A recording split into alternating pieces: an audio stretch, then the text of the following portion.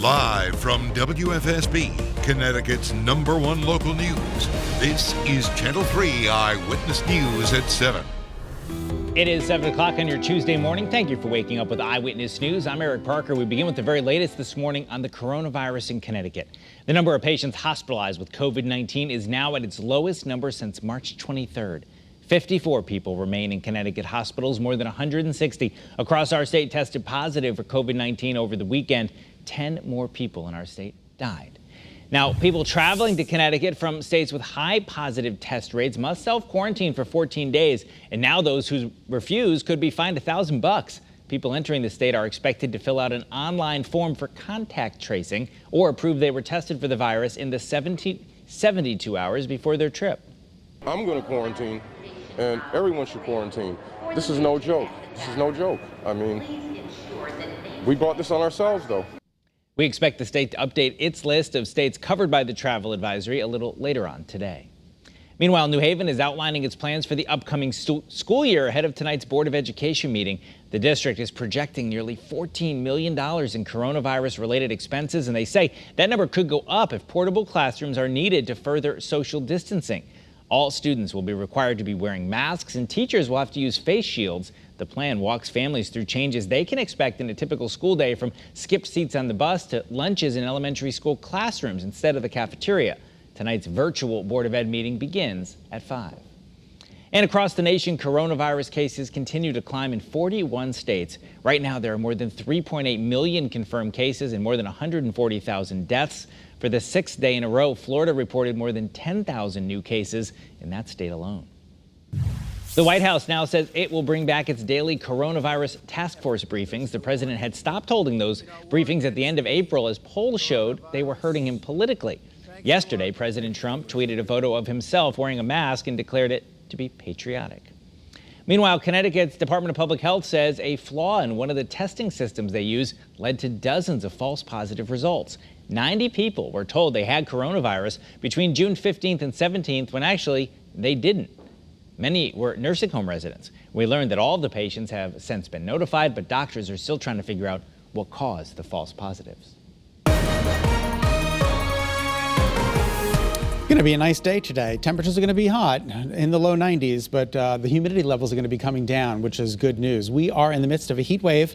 We've had 3 consecutive days of 90-plus degree heat. Saturday, it got to 95. Sunday, it got to 99.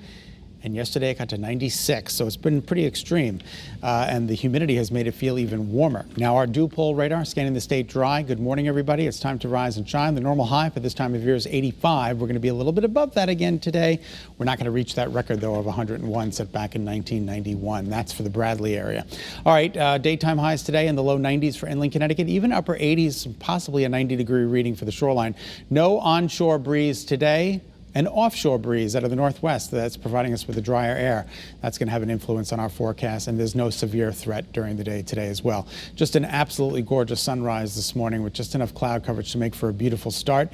As we take a look at some of our ICAMs across the state, Cheshire and is at 65, East Hampton 68, Madison 69. So typical overnight low is about 63. We're doing a little bit better than that. Sharon 66, 74, Niantic. It's a little bit warmer there along the shoreline. South winds are coming in at 66 degrees. So it's a pretty good start. Here are some more numbers. 77 right now in New Haven and in Bridgeport. The numbers are going to be moving up fast, and they're going to move into the low 90s by about 1, 2, 3 o'clock this afternoon. So it is going to be another toasty one. However, the dew points, look at how comfortable they are, right? It's still a little bit muggy out there, but they're not oppressive this morning. They're in the low 60s, which is pretty good, mid 60s elsewhere. So it's still a bit muggy out there, but not oppressive. So again, lower humidity during the day today. Temperatures today will top out in the upper 80s and low 90s, mostly sunny, not as humid. And then it's going to be a no storm threat day today, which is good news. As you can see, the satellite and radar, there's really not a whole lot going on.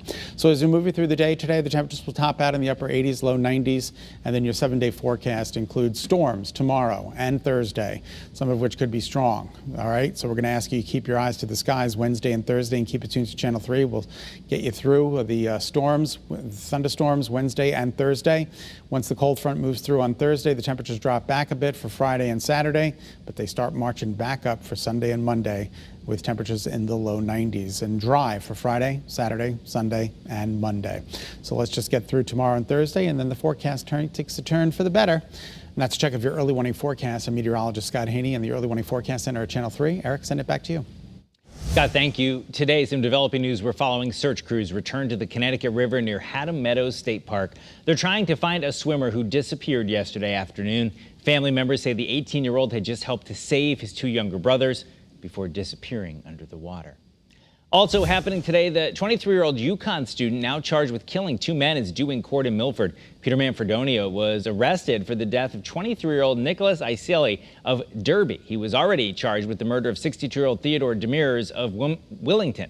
Back in May, police spent days chasing Manfredonia through New Jersey and Pennsylvania before finally arresting him at a truck stop in Maryland. He was brought back to Connecticut last month. And state lawmakers will be holding a special session beginning today. They are expected to focus on police reform and voting on funding for more body cameras, better training, and transparency for officers who are disciplined. They're also expected to discuss absentee ballots to be used in the November election. Some argue it gives more people the chance to vote. Critics say more ballots could mean more fraud. Lawmakers will also hold a virtual listening session on that topic beginning at 2 this afternoon. You can submit written testimony or register to speak on the issue. We have details on how to do it right on the Channel 3 app. Thank you so much for tuning into this edition of Eyewitness News. Remember, you can get news and weather updates anytime you want them. Just turn to the Channel 3 app. I'm Eric Parker. Thanks for watching. Have a great day.